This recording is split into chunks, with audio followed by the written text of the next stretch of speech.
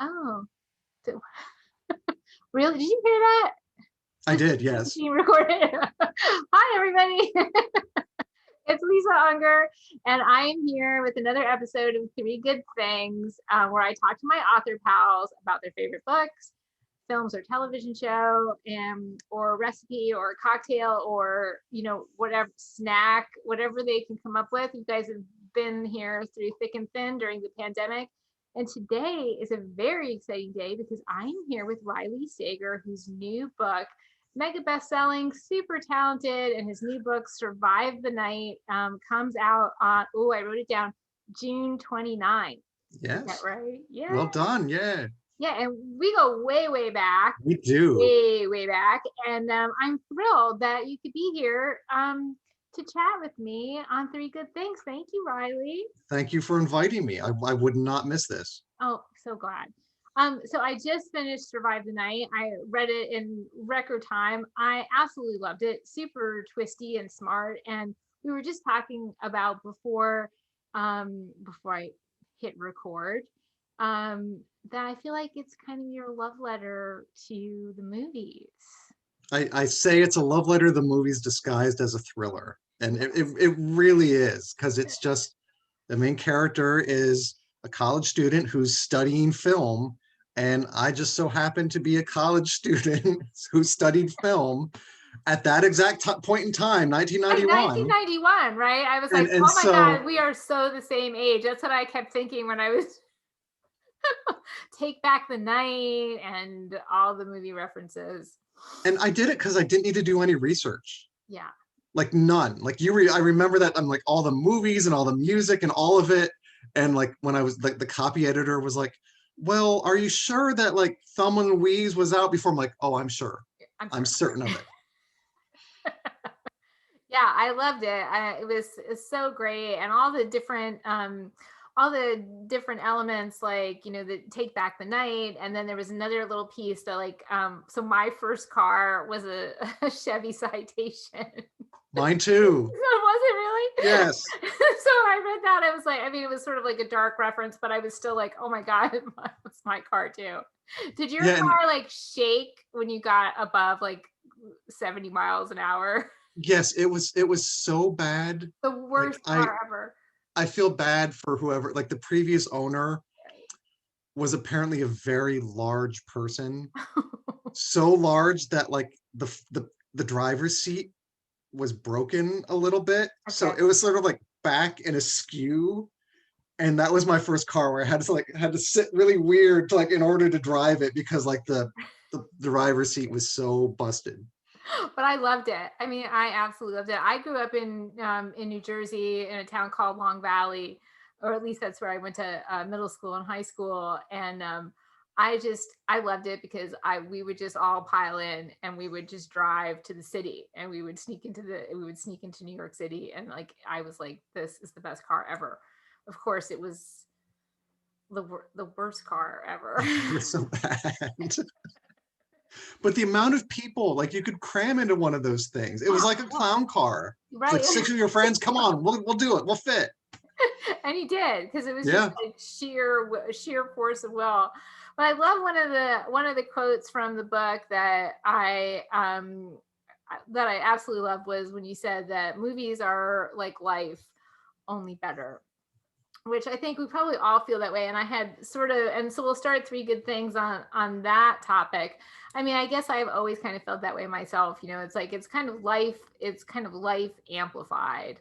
And Yes. yeah, and it's everything is kind of distilled, and this is the same is true for books. It's like distilled to this essence of character and event, and everything is heightened. And probably our generation of writers is one of the first generations of writers to be as influenced by film as we were by books. It, So we'll start film is like there. a universal language to, It like really like is. we all watch movies all around the world and we all have like even if you've never seen like Jaws, Jaws. And Exactly. so like it's something that we all share as humans, I think. Yes.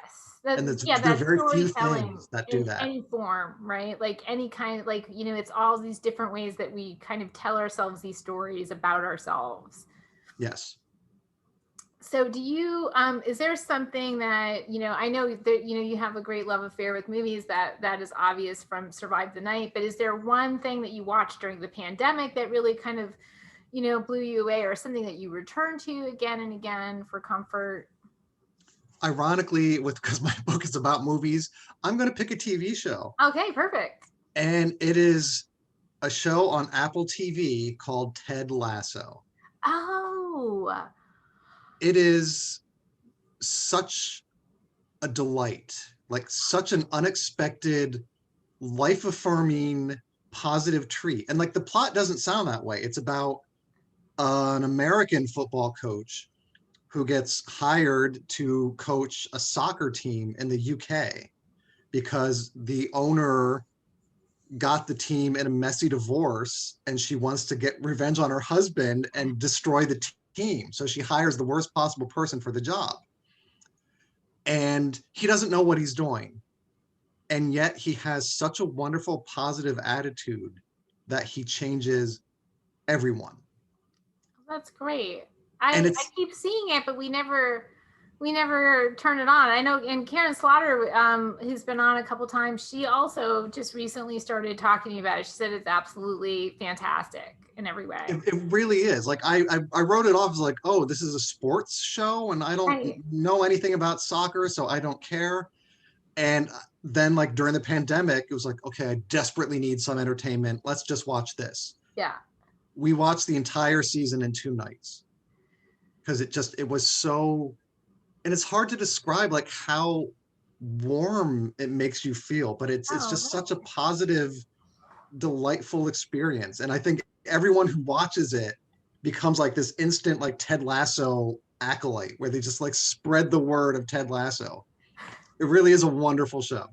that's great. So is it kind of a little bit of a shift for you in terms of what you normally watch? Is like, do you watch a lot of dark sort of crime stuff the way I do, and then just during the pandemic you just needed to shift to something light, or is it sort of, do you also tend towards those kind of shows as well normally?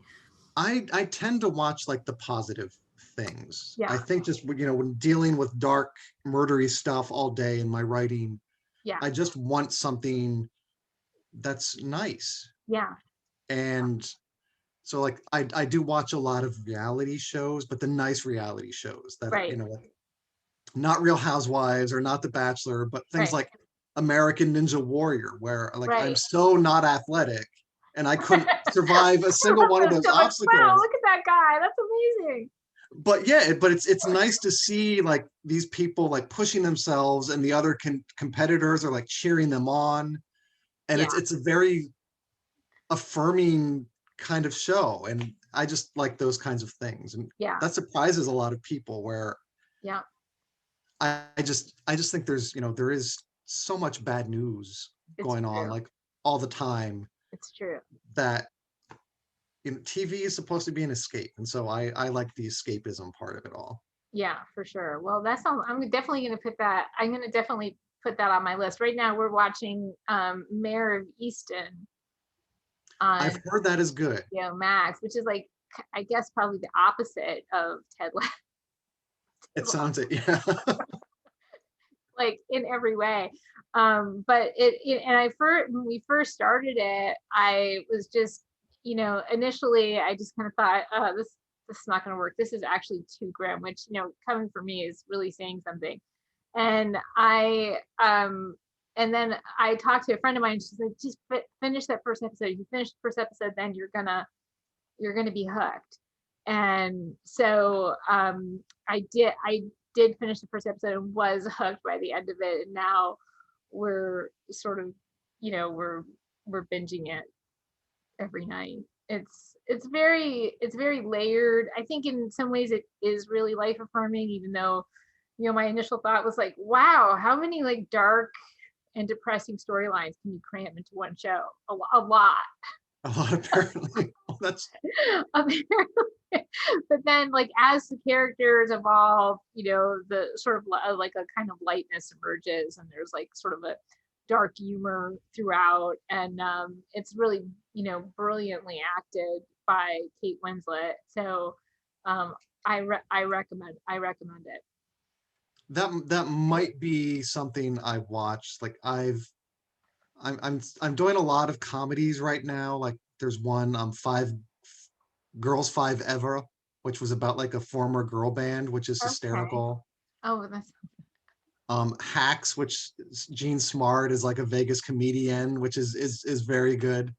So once I get through those, I might have to like be like, okay, it's time for Mare of Easton. well, my all-time favorite sort of Netflix co comedy movie of the last year has got to be Eurovision. That was so fun. I absolutely love that. My daughter and I have watched that like 3 times. We just crack up every single time. So There that's, was, and that song at the end, I like know. there was no bigger fan of Husavik than me. Like at the Oscars, I was watching the Oscars, I'm like, come on, Husavik, win. And I was so bummed when it lost. Music in that was great. We listened, my daughter and I listened to soundtracks because certain things that we absolutely love, like Hamilton and Moana and like Eurovision and like things like that, like we'll put the soundtracks on when we like need to like pump ourselves up, or like when we need to just kind of break a bad mood or whatever. And that's definitely one of the ones that we listen to. Yeah, Moana soundtrack is great for that. Oh my gosh, it's so great. And my daughter sails too, so I got her like the little speaker so that when we're on the Hobie Cat, we can like play it when we're on the Hobie Cat. And she's like, this is so, I can't believe we're doing this. I'm like, it's so great. Oh, so funny. Well, obviously, so we talked about our television show and movies, and so now let's move on to a book. Is there something that just blew you away recently, or something that during the pandemic really nourished you, or conversely, something that you kind of just go back to again and again when you're looking for inspiration or comfort or anything like that? I picked a book that I've probably recommended to more people than any other book, and it might be my favorite book if someone had to pick a favorite. And it is like outside of my genre completely, Mm. and it is Beautiful Ruins by Jess Oh, Walter. yeah. I never read that. It is, it's so good. Like Oh. it spans decades and Mm. characters and time periods, and it's about like so many things. Like it's this reluctant innkeeper on the Italian coast, and this woman gets shuttled off the set of Cleopatra in 1963 for Mm. reasons. And it just, and they sort of like strike up a connection and this sweet romance. And then it just like fast forwards. And so it's about like Italy and World War II and Hollywood and Richard Burton and family and Oh, secrets. And it just goes back and forth between time and characters, and it's all related and it all comes together so beautifully at the end. And I just, that kind of stuff was like catnip to me. yeah. Like I love this, A lot of layers. And intergenerational, decades spanning epic kind of thing, but it doesn't feel epic. It's very intimate. right. And it just, and anything about like sort of like behind the scenes of Hollywood, I love that. Yes. So it just, and it's so beautifully written. Yeah, I love that you said that about how, like it doesn't feel epic, it's intimate. I mean, that really speaks to just kind of the idea that you really can't write like an epic book, right? In order for it to be relatable to people, it has to be intimate, right? You have to have that sort of connection to character and emotional attachment to event. That's like, Ocean and I always talk about this, like you can't like start a story with a battle scene, right? You can't Right. like you can't because no one cares, right? There's just Yeah, you don't care about the battle unless you know the people who are battling. right, Yeah. exactly. Unless you know the people who are on the ground fighting what they're fighting for. So I connect with that thought. And Uh, I'd been seeing it. I bought it when it came out, probably like 4 or 5 months after it came out, because I was seeing it everywhere and I kept forgetting the title. And so I went into the bookstore. I'm like, hi, I'm going to be that annoying person. Do you know of the book It has a pretty cover with an Italian village on it. He's like, oh, beautiful ruins. Here it is. I'm like, thank you. Thank God. Thank goodness for booksellers hand selling Yes, books. for being able to interpret that kind of thing. Do you have a local independent bookstore that you love? What is your like hometown store? We do not have one like Oh, yeah. anywhere near. There's the Barnes and Noble in Princeton, which is, Mhm. you know, where I It probably normally acts go. like an indie, right? You probably have relationships with people there. Yeah, and it's nice. Although they don't really care about me because like, I mean, Princeton has so many, you know, Joyce Carol Oates lives here. Cornell West lives here. Toni Morrison lived here. So like, yeah, they don't really, they're like, oh yeah, and there's you. I'm sure that's not true. We have a really excellent, we actually have two. I live in a small town called Indian Shores, and it's close to St. Pete and it's close to Tampa. And we actually have two really beautiful stores, Oxford Exchange in Tampa and Tom Below Books in St. Pete, where I just did my first in-person appearance since March 2020. An and outdoor, distant with the very great Mary Kay Andrews. Yeah, she was like on the road. and what a great idea to have it outdoors. Yeah, Like they had just an because outdoor that's that space. you can do. You Like just, can, yeah, let's all you get can do it, outside and and hang out and then talk about books. Yeah. until it gets radioactive down here in Florida, which is like Mm. any minute now. But it's you know, Tom Below has done such an amazing job in this pandemic. They've been doing bicycle deliveries to people That in is St. Pete, brilliant. which is kind of amazing. And then they had a full stage set up outside in the courtyard outside their shop. And, you know, I sat on stage with Mary Kay Andrews and we talked about her new book, The Newcomer. And everybody was in the audience, and so, you know, some people were wearing masks, some people were not, you know, now that we're outside and a lot of people are vaccinated and stuff. But it was really interesting to be back out there in the world signing books and chatting with readers, hugging people. I mean, That's it. that's kind of a new. It's going to be weird. Like It I, is. you know, Yeah. because we schedule this because my when this is being recorded, my second shot is tomorrow morning. Okay. And Okay. so 2 weeks after, I'm like, okay, I'm going to go Yeah. to the movies. Yeah. And I'm not sure quite how I feel about that, but it needs to be done because Yeah. I need to get out of this house. I know, I know, and it is really interesting. Like we're a couple months, actually, maybe a month or more past our second shot, and my daughter just got her first shot last week, and so we're kind of in that space now where we're just kind of, you know, tentatively moving out there, and it's, you know, it feels, you know, in some ways it feels like all new and just completely different, and in some ways it feels like very just, you know, business as usual. So it's kind of one of those moments. On the positive side, though, all of our social awkwardness can now be excused. So we can just be Yeah, like, oh, I'm sorry, I'm so I'm awkward right. because I it's, you wasn't know, just awkward coming out of the before, pandemic. And yeah. but I am now. How odd.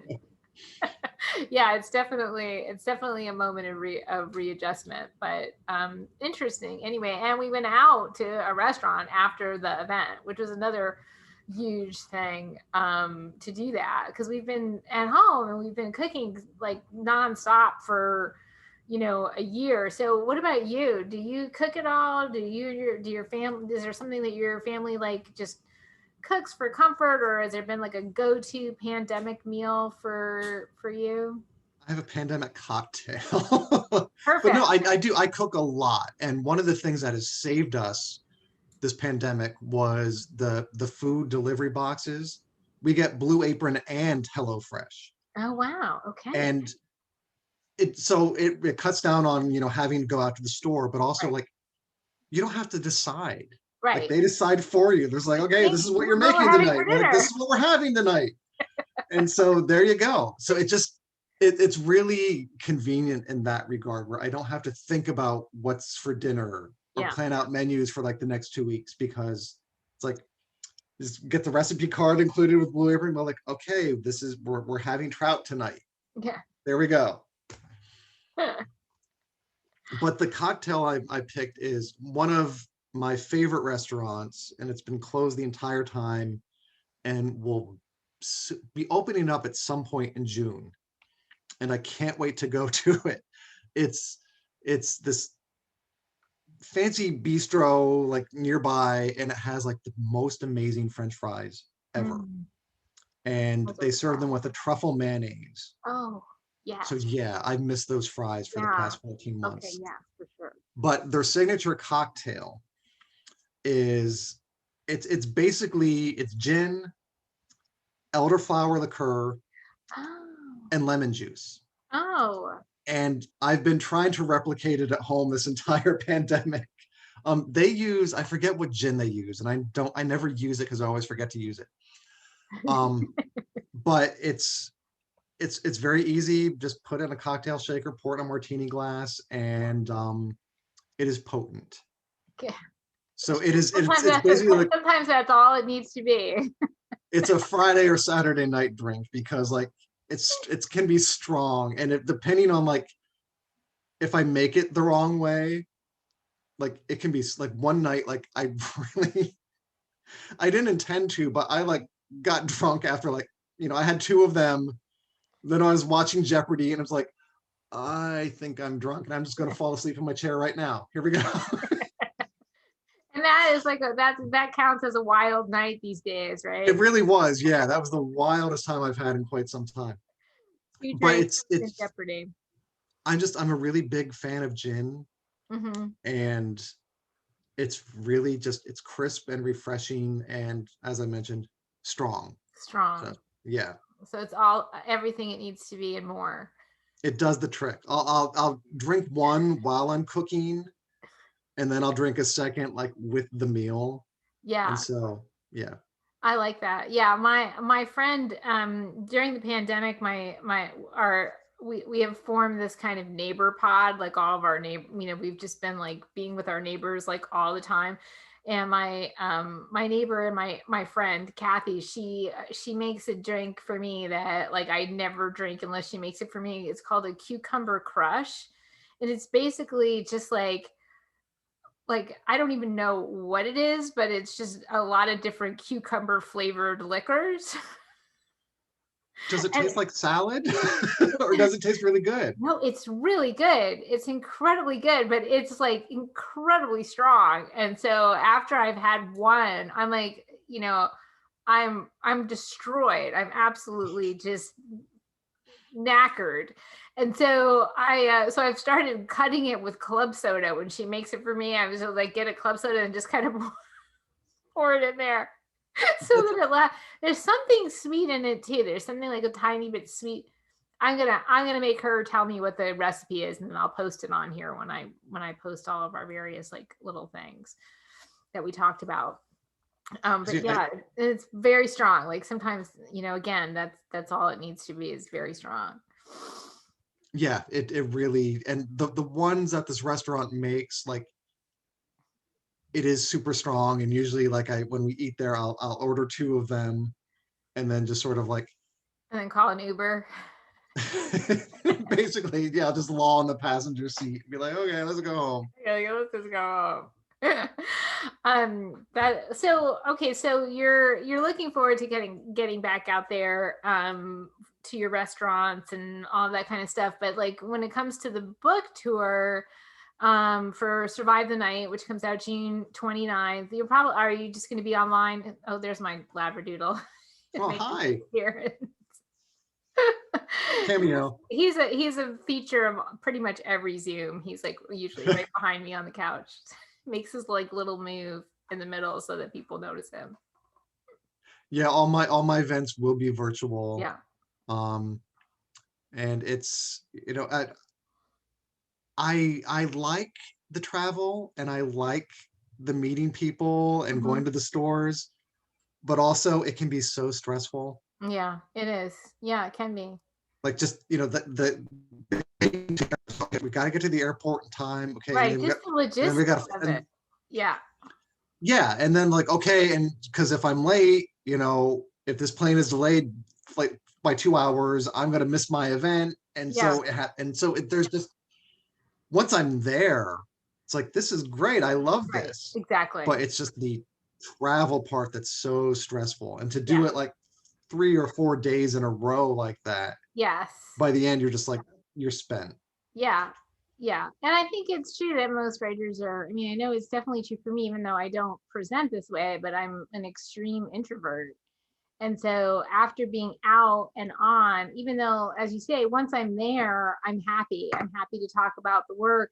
It's a blessing that anybody even wants to hear what I have to say. Like I really do truly enjoy that, but it's just the logistics that surround it that can be just really brutalizing to the psyche. Yeah, it's I don't I like to travel, Yes, but it's always like the travel days are bad. right. And so like when I go somewhere, I need like that week in some other location to decompress from having that travel day.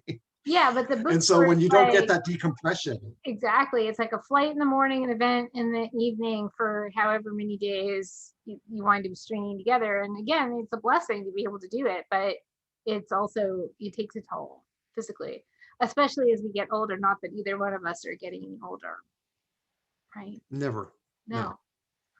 No, We've been 20 for years and years and getting years and younger years. and dewier all the time. So virtually on the road. And then, I mean, of course, everybody's read Riley Sager and everybody knows Riley Sager. But if you don't, then you can just go to rileysager.com, right? For everything everyone, RileySagerBooks.com. rileysagerbooks.com. And we'll put that in the little notes as well so that everybody knows that. And there, like at lisaunger.com, you will learn everything that you never even knew that you wanted to know about us. So that's the good news.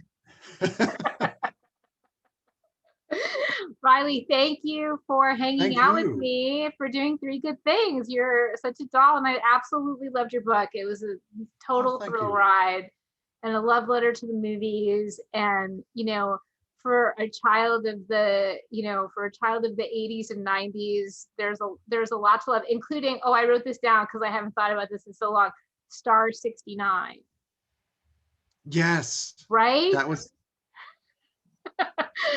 and most kids, most millennials who are going to read this book will be like, They're I not don't going know to know what what that that is. is. It's Is going to this be like your magic? secret. It's going to be like your secret, like, I got you, to all the 50 somethings. Like we had to dial, like we had to call someone for like information. Like we Right, couldn't just look up a phone number. We had to right. like Yeah, we had to call 411, and like, 411. and then you had to pay for it. Yep. And P.S. when the phone rang, like, you did not know who was calling you. That's why you had to dial star 69, To call them back. Yep. call them back to a payphone. I love it. It was great. Great book, great guy. Check him out. Visit him on his book tour. I mean, that's one of the great things about our virtual events, is that wherever you are, you can come hang out with us. And Yeah. thanks for watching Three Good Things. And thanks, Riley, for being here. Thanks. Bye, everyone. Bye.